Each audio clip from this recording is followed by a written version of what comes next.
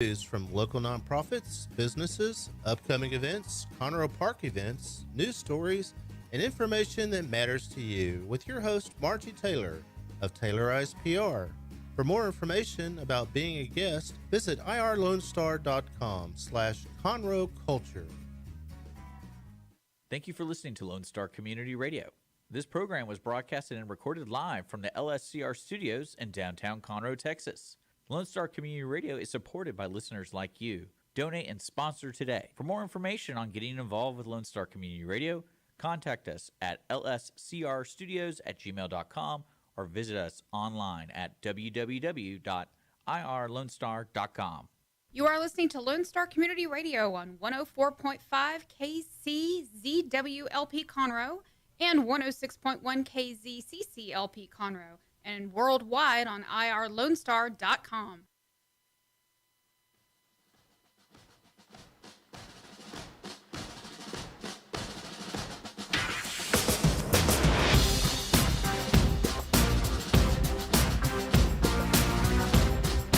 Welcome to Veterans Air, the Veterans Hour. I am your host, Douglas B., and you can listen to us live the first Tuesday of every month at 1 p.m. here on your Lone Star Community Radio station. We're also going out on Facebook Live. We're on your local TV station, Channel 12 and Suddenlink. You can listen to this show or past shows at VeteransAir.us, at the Lone Star Community Radio's website, or wherever you get your fine podcasts. First and foremost, what did I do? I forgot my how to contact us. You can contact us through email at info@veteransair.us, or better yet, you can text us on our Google phone in studio at 936-344-3083. Got a big show. This is Half-Ass Preppers, Take 2. And with me in the studio, I have Lucinda Bailey. She is the seed lady, and she is going to talk to us today about sustainable gardening. Before we get there, I have to say, happy birthday, America. I hope you all were following my posts during this long 4th of July weekend, and I hope that you all didn't do like I did and do too much work outside and now are paying for it the next day with dehydration. So excuse me while I take a drink. Lucinda, welcome to the show. It is a privilege. Tell us a little about yourself. Well, right now I'm a co-owner of a seed company that sells only heirloom seeds so that any American that wants to reduce their food bill and begin that journey of self-sustainability is able to do it. Why do they call you the seed lady? Because I've really focused my agronomy education and training on everything that it takes to identify good seeds, work with good seeds, and then save good seeds so that you can rinse and repeat and be completely taking care of your family if you needed to be. And apparently, the way the economy's going, we're all going to have to be food producers. I got to tell you the story. So I've gotten into half-ass prepping, if you will, and on one of the previous shows, I did how to store dry goods properly in the Mylar bags. Yes. And we have started to get into canning. Now, my loving wife, she backs me up on my half-ass prepping, things I say that we need for when the zombie apocalypse comes. Yes, the zombie apocalypse will come. Followed directly after the Cylon upbringing, which will be led by the ATMs. That's my theory. But I got her into to help me out with this prepping by canning. And now that she's started canning, she spent all weekend long canning tomatoes and butternut squashes. Fabulous. And she can feel the sense of accomplishment at the end of the day. Even more so when the little jars go pop and seal up. The idea of gardening, of using heirloom seeds, rinse and repeat, as you say, is part and parcel of being prepared, whether that be for the zombie apocalypse, whether that be for food shortages, or whether that be you fall on hard times. It's just prudent to have something set aside. Now, here in this area, some of us are not land blessed. I mean, some of us don't have properties that they can go to and do this big garden. But you guys at Texas Ready have come up with how to do this in your backyard with HMO, homeowners associations. Please forgive me. Now, guys, I got to let you know that I took their class on the 25th, all day long. Fabulous class. They covered in that class I'm going to mispronounce this, aren't I? Mittleiter. It's a German. It's German. The Mittleiter gardening course of how to do this. It lays out everything that you need to do. And not only that, we learned about seeds and how to store them, and more importantly, how to germinate them. Now, you're the seed lady, so you sell seeds. Yeah, we do. I learned something that I did not know in your course. And what was that? How to properly store seeds. Oh, yes. There's a lot of mythology on the internet. My wife went out and said, you know what? I'm going to help out my hubby. I'm going to buy him a seed vault with non-GMO heirloom seeds in there. Beautiful. And the first year that I planted stuff out, they germinated. Good. This year, when I went to go do it, I planted all of the stuff. And do you know how many germinations I got? I do not know. 0. Oh, I'm so sorry. So, talk to me about Well, how to time save is one of the seeds. things that decreases germination. Heat will decrease it. UV rays will decrease it. Excessive moisture will decrease it. There are a number of factors, but time is an enemy of great germination. So that probably played some part in the decreased germination from garden number 1 to attempted garden number 2. How long do seeds last if they're properly stored? The U.S. Department of Agriculture has given us that answer. I actually went up to the Fort Collins National Seed Saving Lab to study that very question out because it is so critical. And they're telling me 4 to 6 years. And I was very glad because that's exactly what Kurt and I had been saying. Otherwise, we would have had a lot of apology, letters and enclosures of excess seeds to give to the people. But 4 to 6 years. And that's if they're stored at the 40-degree mark, which is the ideal temperature range for a collection of seeds. Now, it is true that corn, peas, bean, hard-shelled seeds can do just fine in a freezer. However, most of the seeds in this 75 variety seed pack that we provide for people are the fragile things like lettuces, herbs, and things like that.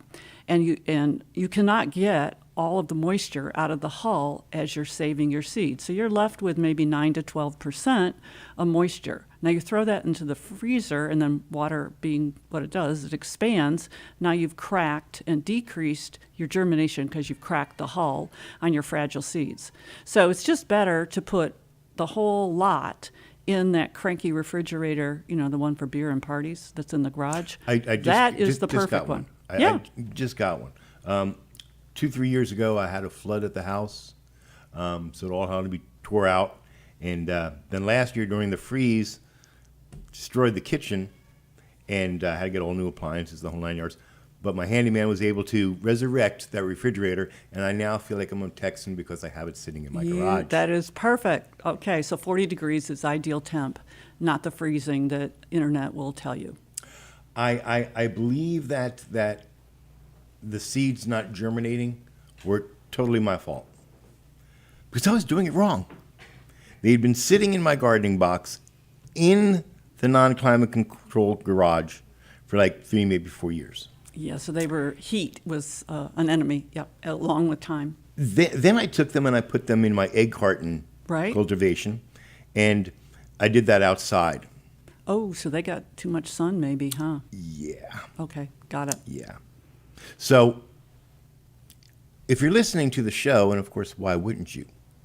And you're purchasing these seeds, if you don't use them all, you need to take that into consideration. They need to be stored in the refrigerator. You had mentioned something about, and you guys can see these, we've got ammo boxes full of stuff. And inside of those stuff, there's seeds. Talk to us about these. All right. Well, one of the things that's very First of all, what do you call these? Oh, these are seed banks. Right. Ammo cans, repurposed, beautiful, right? Genuine. It works for us. It's just perfect. And there's a seal around the edge, so you couldn't get a better environment. It protects against any kind of vermin, mice, rats, raccoons. They're never going to be able to open this ammo can. But what we've done is got a clear package so that when you open, you're being able to check the condition of your seeds. You pull it out, and one of the big jokes is you go to Lowe's, Home Depot, whatever, and buy some seed packets, and virtually the back tells you how to grow it, but it's rinse and repeat. It's so illogical to me. Put it in the sun, make sure it's covered with a 1/2 inch of dirt, make sure it has plenty of moisture, voila, in 65 days you'll have a bean crop, or whatever. Now you move on to broccoli. It really could be the same directions. We don't think that makes much sense. And a lot of us did not take very good notes at the knee of our grandmothers, and so we really need some pictures and some amplification of the habit of that bean or broccoli or whatever. So we tell you right on our identifying card what pages in a basic garden manual you'll need to study. Now let's suppose it was beans. You're going to get 6 pages on pole beans with tons of pictures. So that sure beats the 3 sentences on the back of the paper, seed packets. And then we also identify where in the book Seed to Seed, which you've already referred to, you would study up on proper seed saving techniques at the end of the harvest. So you've got your how to grow it page numbers, and you've got your coding right into the seed saving manual on the seed packets. So that's something that we've done to make it fairly easy for people growing and saving seed for the first time. Now, I heard this rumor, and I don't know how true it is, that when you go to harvest, there's harvest that you're going to eat, and then there's harvest for the seeds, and they're not the same time. That is true. The first fruits always produce the greatest seed. So a good farmer is going to have planned, and in some cases it requires 40 plants. Mustard, for example, it requires 40 plants so that you don't get inbred depression. So instead of eating, inbred depression is kind of like the mixing, the lack of mixture in a gene pool. Think of the kissing cousins of England, and you've kind of got, the drift. That can happen in the garden, and inbred depression means you simply don't have enough genetic material so that the next gardens will be strong, so the seeds become quite weak if they don't have enough variety within that breed to do well. So the Seed to Seed book tells us that we need 40 mustard plants in order to make good, strong seeds, to have plenty of genetic material. So you're going to take that into consideration. Now, we do have a chart in each of our boxes that will tell you how many inches away you would need to plant that mustard. And it's a very detailed chart. There's many categories, but space and depth, and when do you plant, how many days to harvest, how big that plant's going to ultimately get. These are just some of the things that are on that chart. I did not know that you could eat bean leaves. Oh, yes. We also have a column that teaches Americans how to extend their harvest. And so, right, you're not going to have a whole salad of bean leaves, I promise. But you can take one bean leaf, one pea plant leaf, etc., per week, and then add that to the greenery that your family would be eating. And in tough times, it may get down to that. People in Australia roast the entire pumpkin and eat the outer shell. Well, we Americans, we don't we're not used to doing that. But in fact, that's a very edible part and can be utilized. So we're just saying, hey, if you go to the time and trouble to grow it, we're going to show you how to properly utilize that whole plant, if at all possible. And each plant has a different harvest date for harvesting to eat and harvesting for seeds, right? That is correct. And for example, a cucumber, you're going to leave on the vine an extra 2 weeks so that the internal seeds are seasoned for next year's garden.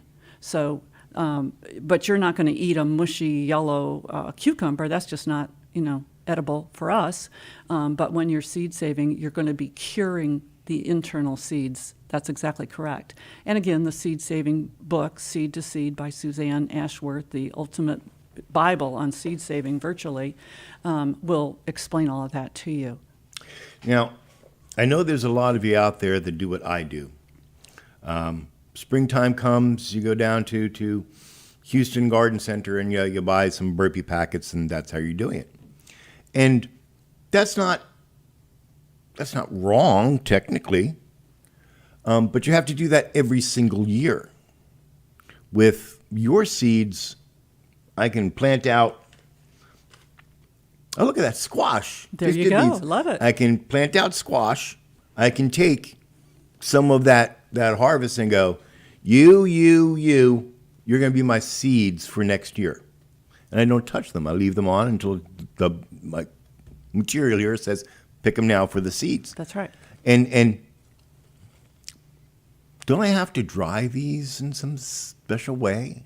Yes, and what pages does it tell you to do that? Probably 98 or to 100. In or the gardening something. about in Seed to Seed, it's page 97 through 117. Right. So if you're growing squash, then you're going to come up to this chapter on the squash family, and you're going to know exactly how to do it, how to save it so you protect the genetics. That's very important because there's actually 2 categories of seeds.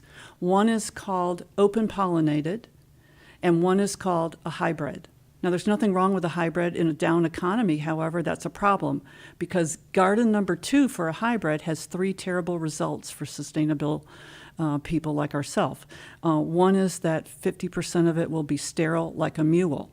25% generally is going to become a mutant. You plant a cucumber and you get a bird gourd, birdhouse that you make out of that gourd. That's not going to help your family.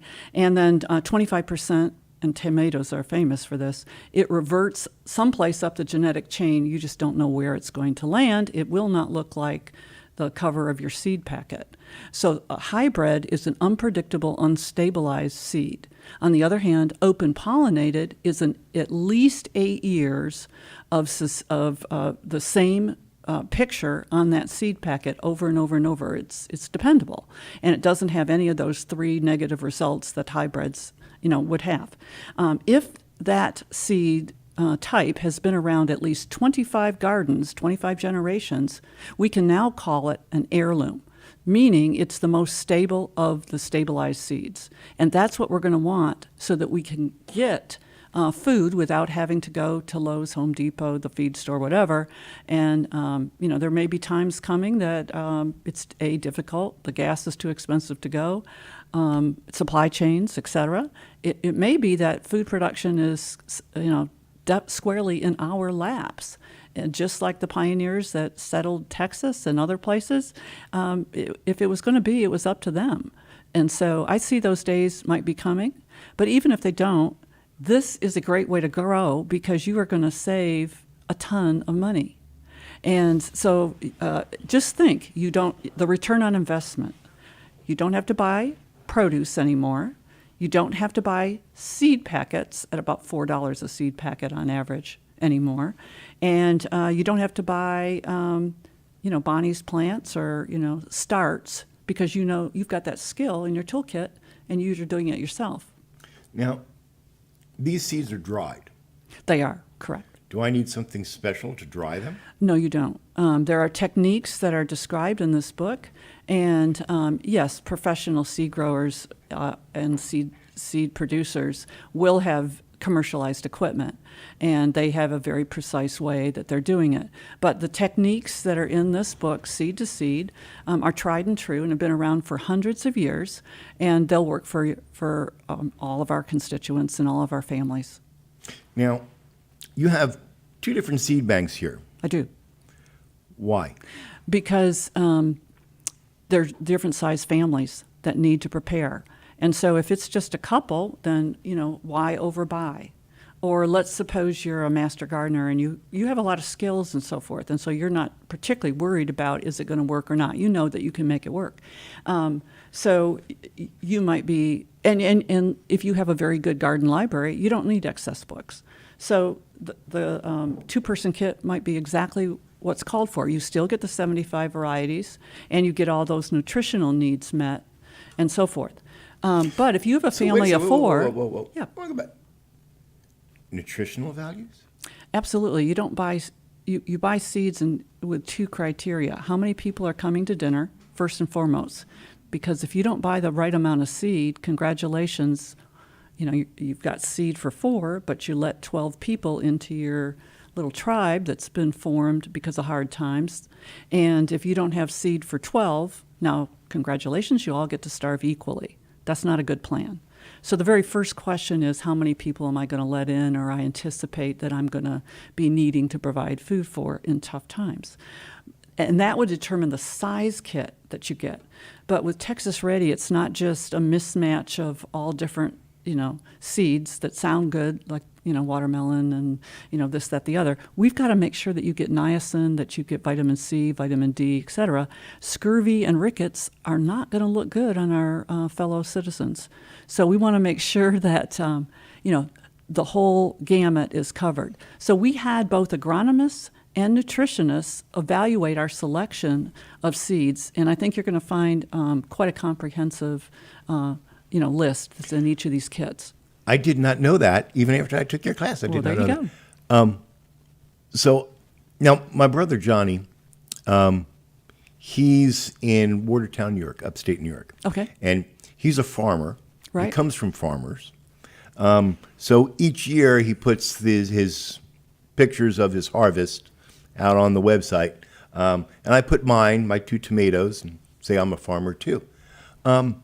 But he does, it sounds like he does what you've done. He takes a look at how much he needs to grow for how many people he's feeding, and the nutritional values of that, and also he does crop rotation too. Mm-hmm. I don't need to learn that because you've done that for me now with one of these kits. We've got enough varieties so that that would not be an issue. And in the Mittleiter method, that's not an issue anyway, because there are 2 major styles of growth. One is I'm going to have pretty dirt. Everybody knows that the organic farmer falls squarely into that category. The keyhole garden, the square foot gardener, those are all that kind of method. The other method would be I'm going to feed the plant. And the Mittleiter garden method is I'm going to feed the plant. Now, we live in Texas. Think of San Antonio, the beginning of the desert. I can fix the dirt in San Antonio, but it will take me 7 years about to do that. I don't think anybody has that much tuna and beer saved up. No. Dehydrated, freeze-dried, canned goods, whatever. So I had to come up with a garden method that was going to initially work day one, and it had to be simple. And so that's why. And I taught 40 different methods of gardening at the Lone Star College. So, I was always looking for the Holy Grail. I just knew that, it wasn't what I was teaching. So when I came across this Mittleiter method, and I realized it was simple enough for children to do, and you didn't need to do all the gyrations of crop rotation, because you were going to supply everything that plant needed, and it wasn't going to be deprived of nitrogen, which is the major reason that people do the crop rotation, which is complicated. Did you bring the nutrition pack? I did not, because as you know, I had a forest fire on my property last night, and we were up all night, and I dereliction of duty there, my friend. You should have told me. I would have brought coffee for you. Really? We're going to talk about the Mittleiter system in a minute, but I want to stress, make sure that I understand, because this is coming home with me, by the way. Yes, it is. Absolutely. I told you that I have a greenhouse, Beautiful. and my plants are growing really good, Nice. but they're not fruiting the way that they should. Temperature has something to do with that, and I don't know what vegetable in particular you're thinking of, but tomatoes after 85 degrees, they don't set I have the fruit. one tomato. One tomato. I have one pepper, Okay, green pepper. I have one yellow pepper, and I have 3 cucumbers. great. That's it, Okay, of all the plants. So my next attempt at this is going to be in the early fall, when the temperatures drop below 80 degrees. right. You should have a stronger garden. The biggest garden in the Texas triumvirate of gardens would be that fall-winter garden. You will get the best yield. There's less insect problems. The cool weather means that we're happy to be outside ourselves. And the plants do thrive. And the whole cabbage family, kale, broccoli, Brussels sprouts, all those things, etc., will do very well in the winter. So you have a lot more choices to grow in the winter. So I believe you're going to have a great garden. I hope so. I'm going to go through the seed vault bank there and go, all right, can I plant this for the fall? Yes or no? There you go. And they're going to plant out. You mentioned before that you've put together the seed banks for how many people that you're going to feed. That's right. If you plant for 2 people and you're trying to feed 4, that's not going to work out. That's correct. And that's what we do at Douglandia. I have X number of acres, and that X number of acres can sustain X number of people. If you're not on the list, Right. Move along, buddy. Move along. That's right. And I keep telling people that one of the best ways to make yourself extremely valuable so that you're the one chosen for the team, as we will probably form our own clans, tribes, groups and so forth, because the Lone Ranger is not going to make it, is to be a food producer, know how to do that skill.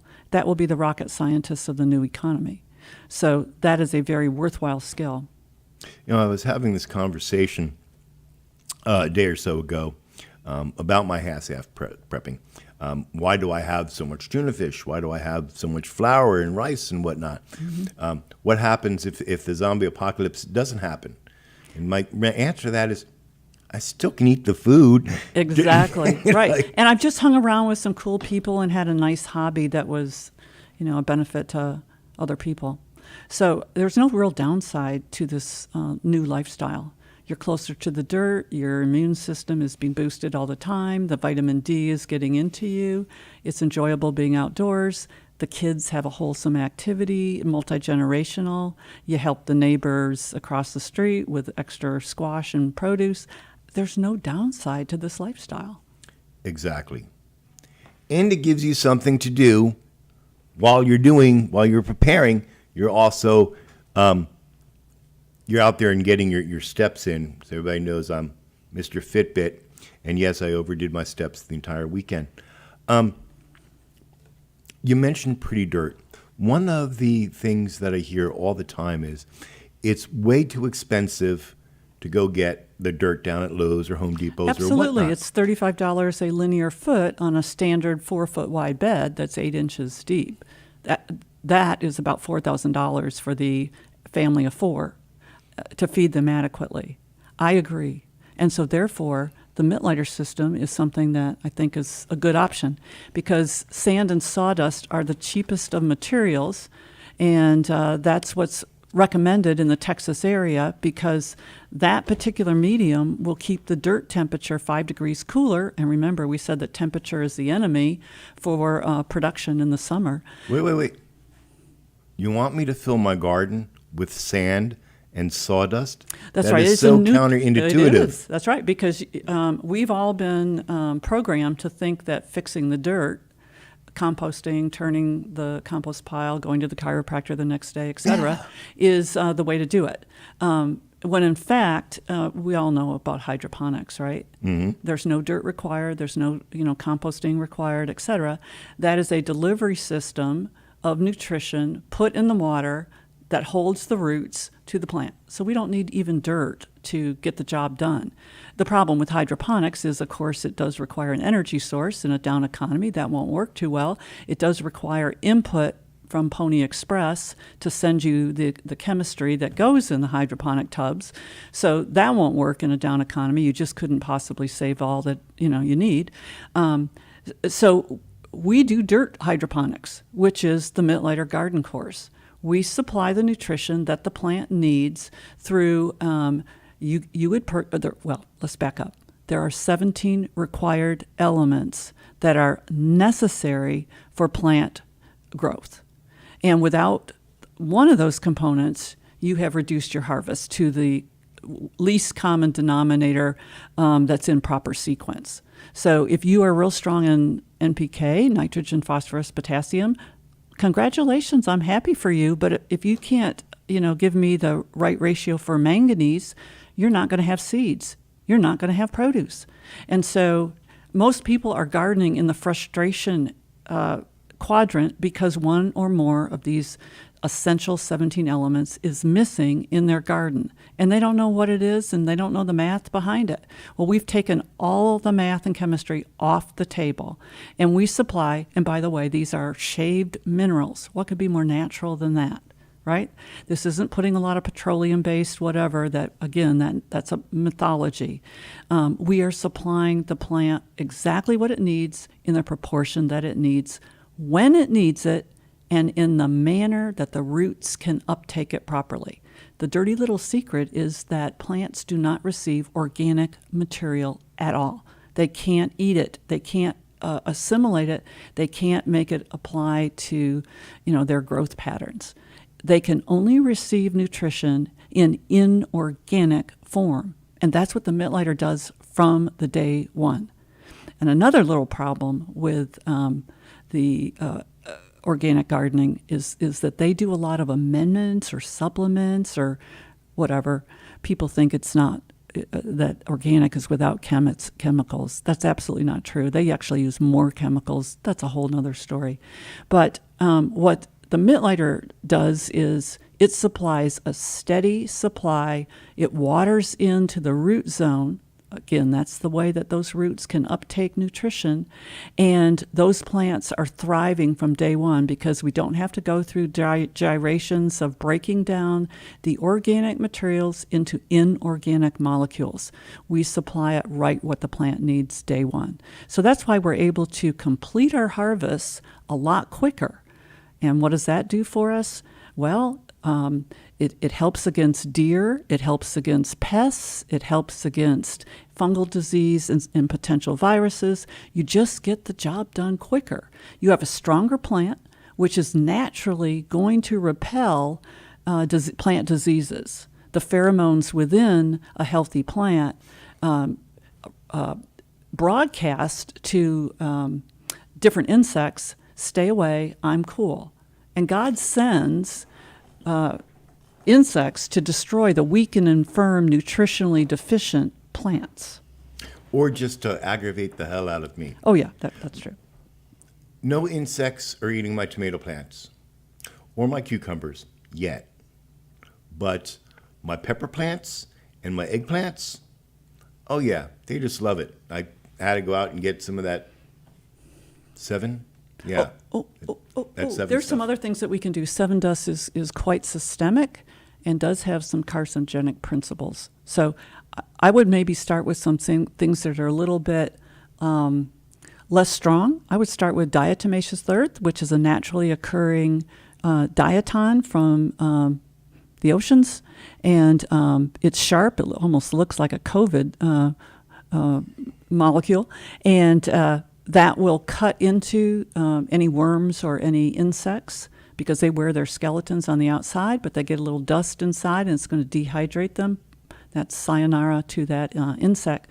And DE is not a problem for humans. They have food-grade diatomaceous earth and so forth. And it's cheap. Before we get into that, Yeah. I want to back up. I understood everything that you were saying, but I want to make sure that the guys out there know this.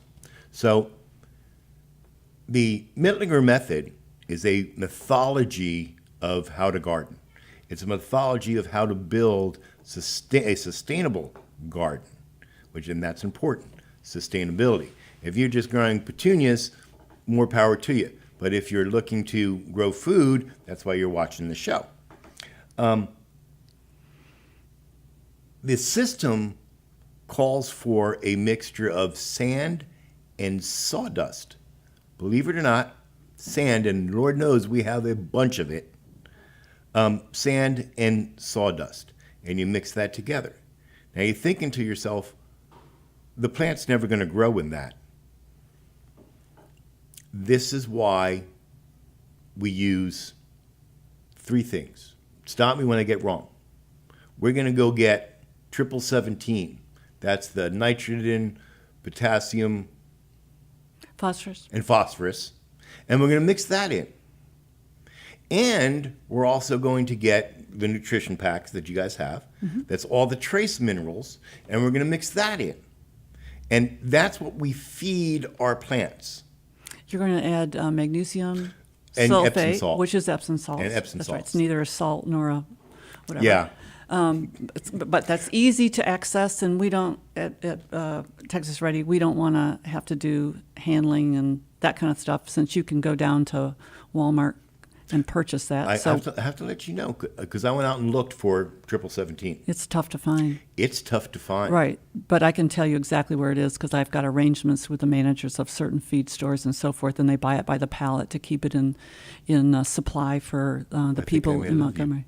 Yes, and 1616 is another very close thing that we would say would be workable, and that's apparently nationwide, except for Tractor Supply through the mail, 25 pounds at a crack and very expensive. Yes. That would be. They do have it. I was online looking for it, and I have to. I am really surprised, because there is a bunch of fertilizers out there for lawns. There's a bunch of fertilizers out there Right. with different numbers for different chemical makeups and whatnot. And this goes into, you have to know what you're growing in. If you're growing in the dirt in your backyard, you don't know what's in there. You have to take a sample, send it off to find out where you're starting from for a base. Using the Mellinger system, You don't have to do that. you don't have to do that. No, because we're not counting on nutrition coming from whatever medium you're growing in. And by the way, you can do more than sand and sawdust. That just happens to be the best. But you could grow in crushed up pine needles, marbles, gravel, all kind of things. We just like the sand and sawdust. First of all, the sand never deteriorates. It's always going to be around. And sawdust is very inexpensive. And if you get the cedar sawdust, you now have a built-in insecticide in the garden bed. So that makes it, again, a bug-unfriendly environment. As I mentioned, I'm growing in my greenhouse. And these things are going wild. They're just growing like there's no tomorrow. But they're not setting fruit. And I'm pretty sure it's because It's temperature. Yeah. 102 degrees in there. A little hot. Little hot. Yep. And you're supposed to be doing a full oxygen changeover every 24 hours in a greenhouse. So you want to make sure that ventilation and so Yep. forth is occurring. I got all the vents Fans open. and The doors on both sides. I'm getting enough wind through, so I haven't put a fan out there. But yes, I actually ordered a box fan to do that with. See, I do learn. This is amazing. This It's is all amazing. good. Good student there, Doug. The things that I learned just shocked me. I came away going, damn, if I had known this beforehand. I would have saved a lot of money. Yeah, time and energy, frustration. Yeah, and that's what we're here for. The other I'm at the frustrated gardener point right now. because $17 tomato, I know. Yeah. Right. Well, that's why we also, I guess for lack of better, we could call it a hotline. Anybody that has a garden question that, wants to grow to sustain themselves, being a good-minded patriot that they are, we want to help them. And generally in about 5 minutes, I'm able to help folks. I've stood on the shoulders of, giants. I've read 300 ag books, et cetera. So I should be able to help you. I think that's the task. That's the goal. But we just don't peddle seeds, which a lot of my competition does, and they don't even know how to grow because I've talked to them. And that's sad. But we are living the same dream that we're encouraging other people. So, we're feeding our families this way. Hey, Dick, can you pull up on one of the split screens the TexasReady.net contact page? So for our viewers at home, they can see the address and the contact phone number. Just have Fort on fire. Yes, our ranch was July 4th will be one for the history books. We'll remember it. We don't know how the fire started, but I arrived home about 9 o'clock last night after a day of celebrating our country's independence, and saw 6 major fire trucks. And I suspect a spark. Yes. So the wind was quite heavy last night, and that's what we were told, but we just don't know.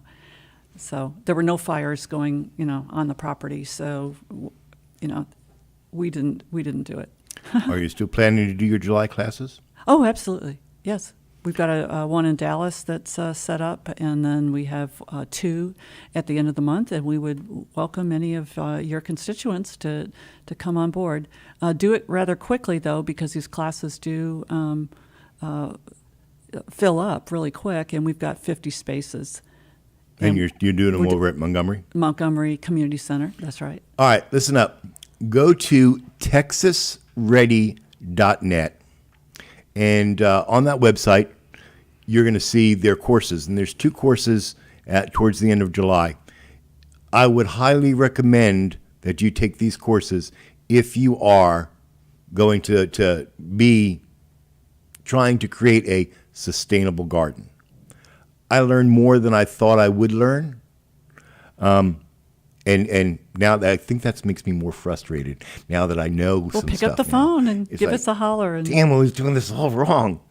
My fall garden, I'm using this Great. system Good. because I don't have to go out now and buy dirt. That's right. Absolutely. Jimmy, my stepfather, was a farmer, and he told me, buy dirt. Yeah, you can't go wrong with buying dirt. That translated to me to buy land. I did not realize he was actually talking about buying dirt. I didn't know there was such a thing. But yes, dirt's very expensive, especially if you're buying that Miracle-Gro garden mix or whatnot and trying to do your garden with that. Even if you call one of the dirt companies and you find out how much it's going to cost you to buy this much dirt, you're going to go, what? Yeah, for the average family of 4, it's going to be right around $3,500 to $4,500 to get those garden beds in. And I just think that's way too much, and it's not within reason for most of the people that we're trying to help. And when we teach this method overseas, of course, the whole village can't even afford one rake. So they can do it directly in whatever dirt is in their backyard if they don't want to do the box or raised bed system. So do it directly in the existing substrate that you have in your backyard. That's completely fine. The Mittlater book discusses how you would go about doing that. For my sensibilities, being very OCD, I like the order of the raised beds. But either way, you'll be able to certainly make it happen with the Mittlater book. Now, in the book, it's going to show you everything that you need to know, or at least what I think everybody should need to know. And here's a guy that does a garden every year and has been doing it wrong every single year, not getting the yields that I think that I should get or that I see other people getting.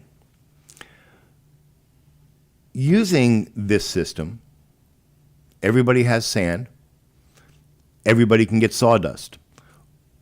You don't have to do anything special. You don't have to make this elaborate raised bed like I do. I do that because I can't bend down. But you can do it right in the dirt. Absolutely. The system is still the same, Right. regardless what you're doing in it. Right.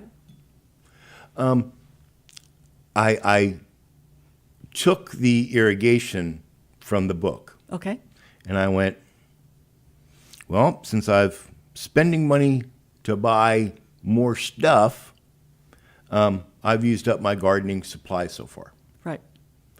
That doesn't mean that the technique can't be done. Well, that's right. When you're overseas, they're carrying, water from the river up and using a ladle to water their plants. So that's kind of primitive in our, way of life. But the ideal is to use the elevated PVC system that there's photographs and materials lists, and anybody that's a handyman can certainly figure this out. And the pressure from that 30-foot long bed, because they have very small holes, the pressure is pretty strong. So after you've top dressed the nutrition that your plant needs, each week we do that while we're in the growth period of that plant, then that water pressure will drive it into the root zone every day. And at the end of 7 days, all the top dressing that you have given, the plant nutrition, to those plants, you'll have to do it over because it's gone. So that's why we call it the weekly feed. It takes 7 days to drive it completely underground into the roots. The plants are getting a small dose of everything that they need, the trace elements, all 17 of those elements every day. And that's how we are able to achieve the amazing yields in a very short period of time. I currently am doing a hybrid watering system. I would put in a drip system. Got 2 minutes? Okay. I put in a drip system, and then I'm supplementing with my watering can. And the reason I'm doing this is twofold. It's so hot, the evaporation is just unreal. When I put my finger down into the dirt, it's dry. So that's not the way it's supposed to be. So I have a drip system going, and I'm using the watering can because it gives me something to do after dinner, that I don't just go lay on the couch. I'm up and I'm watering, going back and forth my watering can, and I like it. And you're getting more steps in. I'm getting more steps in. That's right. It's a good day. All right, we only have 2 more minutes here, so we have to close up and do our parting song here. But before I go, I want to stress again: contact TexasReady.net. And I'm going to give you their phone number. If you're prepared to write this down, it is 832-493-1357. And the email is seeds@texasready.net. Y'all should go over there and take the course. Dawn, book 1. Book 2. Yeah, you need both of these. This comes with the course, by the way, and this is like only $20. Lucinda, thank you so much, and I am disheartened to hear about the fire. I'm not surprised, but that just totally sucks. So you all out there with me, let's say a special prayer. I can't speak, I'm too dry, excuse me. Let's say a special prayer for Lucinda and Texas Net, that they come through this fire unscathed. So that about wraps up our show. I do want to thank our sponsor, EMW Productions, who pays me while I'm talking to y'all. So thank you very much. They are experts in helping veterans start and fund their business for over 30 years. And I want to thank bitterglitter.us, promotional products for the discerning veteran. Next month, August, the show, we're going to try to get that in, and we're trying to get General McNabb in to talk to us about Lone Survivor. And we'll talk some more about what's happening in America. And as always, until next month, stay safe and stay vigilant.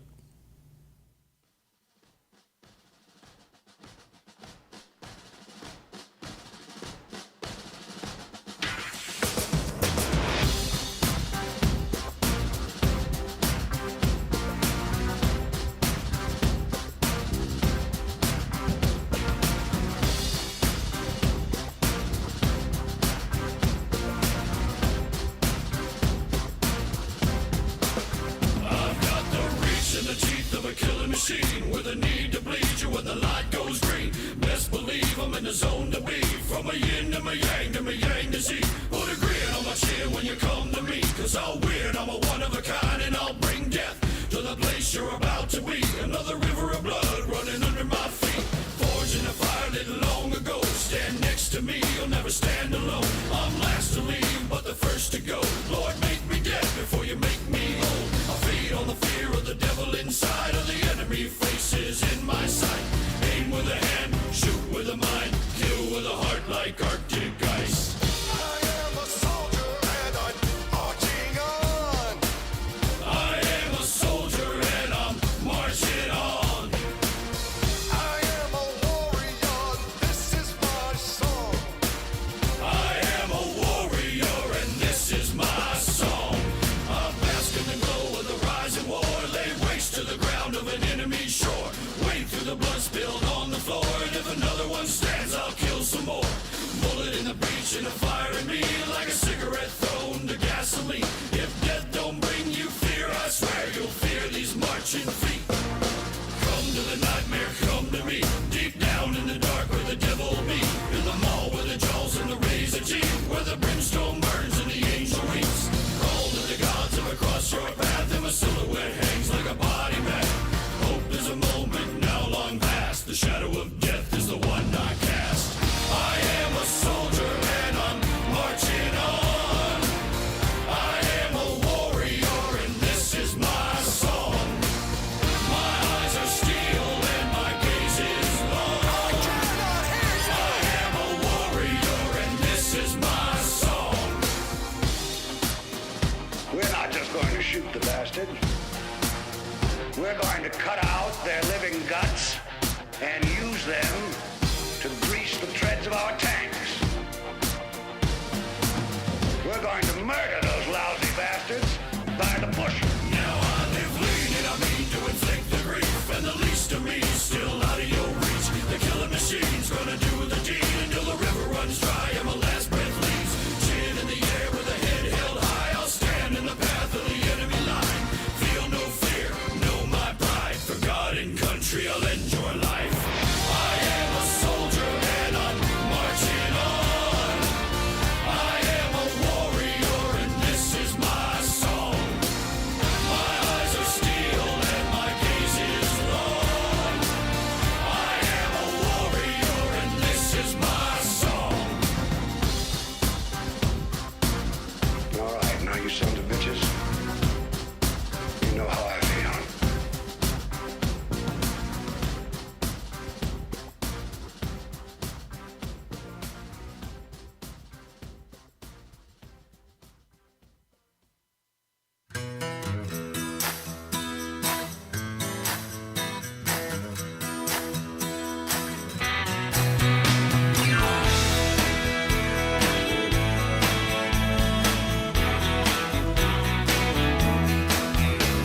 I woke up this morning, my head felt